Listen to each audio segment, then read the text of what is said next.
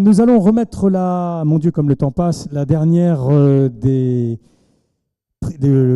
des prix, la dernière des catégories ce soir, le dernier des lauréats pour le prix Entreprise Région du Monde. Donc une entreprise qui a une croissance soutenue dans une des grandes régions du monde, que ce soit l'Asie du Sud-Est, l'Europe, l'Amérique. Et pour ce faire, j'appelle deux personnes. J'appelle Catherine Hédoux du Crédit Agricole, responsable pôle international PME ETI chez CACIB, donc la banque d'affaires du Crédit Agricole. Bonsoir madame. Et puis je crois que vous êtes venu avec Frédéric Adam, bonsoir, directeur du commerce international chez LCL, donc l'ex-Crédit Lyonnais chez LCL, qui est évidemment une des enseignes du groupe. Nous allons démarrer avec vous, ma chère Catherine. Question un peu ouverte. Que fait le Crédit Agricole aujourd'hui pour accompagner les grosses PME, les ETI, les PME dynamiques à l'international?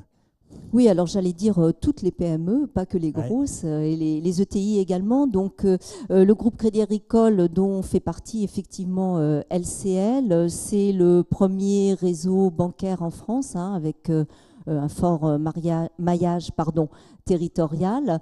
En fait, le Crédit Agricole, en tant que groupe, est banquier de près d'une entreprise sur deux.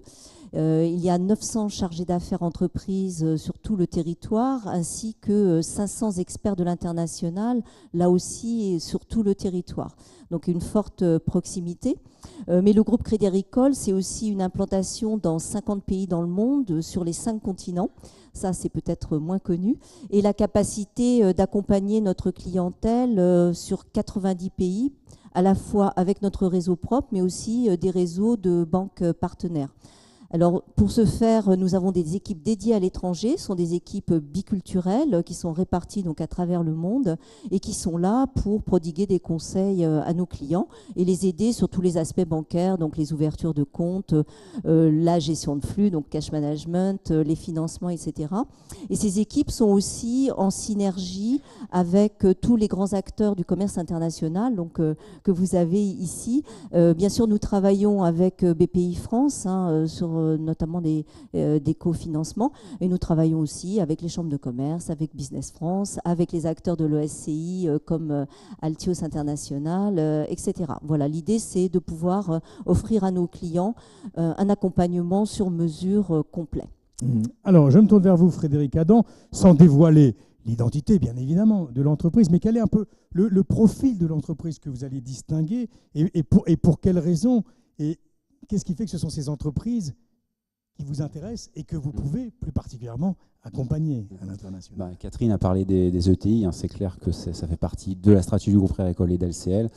Alors l'entreprise, on ne va pas dévoiler le nom, c'est une entreprise qui a été créée il y a une 50aine d'années en Alsace, qui est donc le leader mondial dans sa spécialité. Alors c'est les équipements en fait pour la boulangerie industrielle. Aujourd'hui, c'est quasiment 90 voire 100 millions d'euros de chiffre d'affaires. Dans ce que je retiens, moi, dans cette histoire familiale, et puis désormais qui appartient à la galaxie Wendel depuis quelques années, c'est un double défi qu'a dû relever cette société, c'est-à-dire à la fois une diversification géographique, parce que ces marchés historiques étaient soumis à des baisses de volume, mais aussi une concurrence sur les prix. Et donc d'aller à l'international, c'était une nécessité. Et puis aussi une diversification de produits, parce qu'ils ont élargi leur gamme il y a quelques années. Et c'était là aussi nécessaire. Et donc un double défi à relever, c'était pas simple. Et puis sur l'international, quand même, des pays, il faut souligner notamment l'Afrique, qui est quand même une zone, même s'ils sont dans plus de 60 pays, enfin même un peu plus.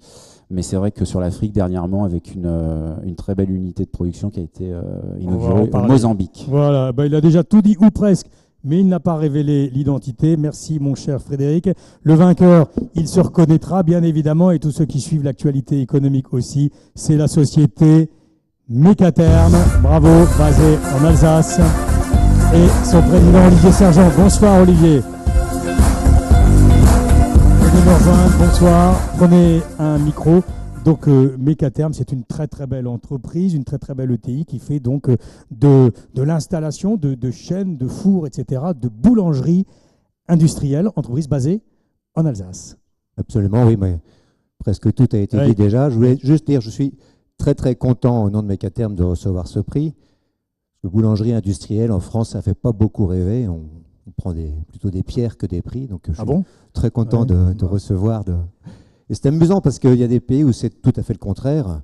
On a un client en Inde qui a fait sa publicité uniquement sur le fait que son produit n'a jamais été vu par un artisan. C'est purement industriel. Donc ça veut dire que c'est propre, que c'est pas cher, que c'est sain, etc. Donc c'est assez amusant de voir. Surtout que ce sont des fours essentiellement pour des pains français, pour des baguettes. Alors en l'occurrence en Inde c'est pour de la biscotte, mais c'est amusant de voir le paradoxe entre la France où l'industrie de la boulangerie n'est pas très bien vue et l'Inde où ça devient au contraire un vecteur promotionnel. Mais d'une façon générale, c'est d'abord pour du pain français. Alors particulièrement l'histoire de Mécaterme, c'est la baguette et c'est pour ça, et merci de l'avoir souligné, qu'on est naturellement assez tourné vers l'Afrique, puisque tous les pays africains qui parlent français, qui parlent portugais ou qui parlent espagnol ont une culture latine. Dans la culture latine, il y a le pain français, alors la baguette sous différentes formes, mais ce sont des pays qui effectivement apprécient nos produits. Alors l'entreprise Région du Monde, la région du monde c'est l'Afrique, et là vous êtes en plein développement sur le continent noir. Je me souviens d'une animation pour Business France sur l'Algérie, où vous étiez présent, et comme quoi on pouvait aussi vendre des solutions clés en main en Algérie. L'Afrique est aujourd'hui une de vos grandes priorités parce que ce sont des centres urbains qui explosent et qui ont besoin de s'équiper en boulangerie industrielle. Absolument. Des villes de plusieurs millions d'habitants ont tout simplement un problème d'approvisionnement en pain. Faire du pain, c'est difficile. Les artisans ne suffisent pas à produire la quantité suffisante de pain pour nourrir tout le monde. Donc il y a besoin de solutions industrielles pour y répondre. L'Algérie est le premier consommateur de baguettes au monde, donc c'est un marché naturel, mais on retrouve les mêmes problématiques dans un certain nombre de grands pôles urbains en Afrique. Alors vous visez Abidjan, vous visez Lagos, vous visez Nairobi, enfin toutes ces villes qui explosent? Oui, alors on est présent à Kinshasa, on est présent à Malabo, on est présent à Maputo, on va en parler on va être en Tanzanie, en Angola, Sénégal, Algérie, donc et il y a beaucoup de pays qui sont en train de s'ouvrir, effectivement. Alors, vous l'avez mentionné, cher monsieur, il y a le Mozambique, où c'est un très très gros investissement, un des plus gros investissements français que vous faites dans un pays pauvre, mais qui est très très prometteur, qui a de nombreuses ressources, notamment pétrolières. Alors, racontez-nous comment vous êtes intéressé au Mozambique, je crois d'ailleurs avec le soutien de BPI France, voilà, qui ravira Pedro Novo.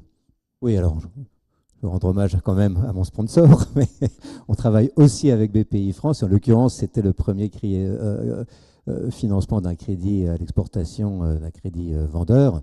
Donc c'était une belle opération, mais on travaille historiquement également Bien sûr. avec notre sponsor. Il est évident que pour nous c'est du bien d'investissement. Une ligne de boulangerie industrielle, c'est une ligne qui fait 200 mètres de long, 8 mètres de haut, donc c'est vraiment de l'investissement lourd. Le fait d'arriver avec une bonne solution technique, mais une solution de financement et une solution de formation, ça nous permet évidemment d'avoir un vrai avantage concurrentiel. Alors, un petit mot, tiens, est-ce que vous voulez nous dire un petit mot à nouveau, Catherine, Frédéric, à travers cette très très belle histoire, comment effectivement on arrive à monter des packages, tous ensemble en quelque sorte, pour l'exportation, le Mozambique, comme ça, ça paraît un pays fort exotique et pas évident pour s'y installer. Encore une fois, c'est un des plus gros investissements français de l'année. Oui, et puis ce qui est très intéressant, excusez-moi juste sur ce point, le Mozambique est un des pays les plus pauvres de la planète. Et c'est intéressant de voir qu'un pays comme ça peut s'offrir un investissement de 40 millions de dollars, puisqu'en l'occurrence, ce n'était pas la partie pour Mécaterme. Mais et si ça marche au Mozambique, si le succès, on a inauguré il y a 15 jours avec le président de la République du Mozambique, si le succès est avéré, ça ouvre évidemment la porte à un très très grand nombre de pays. Bon, c'est vrai que sur l'Afrique, il faut quand même rappeler que la plupart des banques françaises se sont quand même un peu retirées de ce continent. Donc c'est vrai que ça n'a pas forcément aidé les entreprises françaises à se développer sur ce continent. Après, c'est vrai qu'on regarde évidemment toutes les solutions possibles imaginables avec des banques partenaires, mais également, il ne faut pas oublier, avec des assureurs crédits qui peuvent être soit français, soit internationaux, parce qu'ils nous trouvent aussi des solutions. Donc, certes, parfois, ils peuvent être concurrents des banques, mais on arrive aussi à trouver des solutions avec des assureurs crédits, c'est important de le souligner. Eh bien, parfait. Donc, merci à vous. On les applaudit chaudement. Donc, Mécaterme et Olivier Sergent, si vous voulez vous rapprocher pour la photo. Voilà, tous les trois. Là aussi, pour l'éternité, Crédit Agricole, LCL et donc Mécaterme. Voilà. Ah oui, exact. En fait, ce sont les intervenants qui vont le remettre. Alors, ils étaient tellement... Voilà, avant la photo, quand même, il y a le vin. Voilà. Et alors... Pardon, oui, la période des fêtes arrive et donc le groupe Crédit Agricole est aussi propriétaire de vignobles, donc on a le plaisir de vous remettre ce coffret de nos vins. Donc ça s'appelle CA Grand Cru et puis on vous en livrera d'autres à domicile. Voilà. Un immense merci. J'en ferai bon usage. Alors des vins du Bordelais, de Bourgogne, du Languedoc, hein? Un peu partout, effectivement. Un peu partout là où donc... Surtout Bordeaux et Bourgogne. Eh bien, bonne dégustation. Merci à tous les trois. On les applaudit à nouveau chaudement.